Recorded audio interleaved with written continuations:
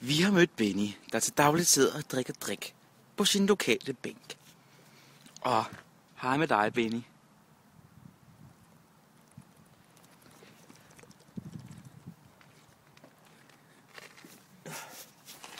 Hej med dig, Benny.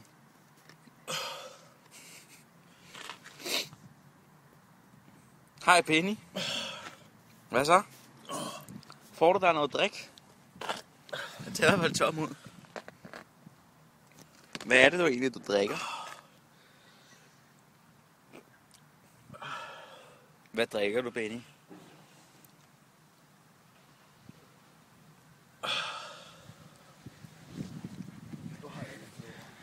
Og sådan slutter vores møde med Benny. Trist, men alligevel muntert. Pas du på, at du ikke falder, ikke også, Benny?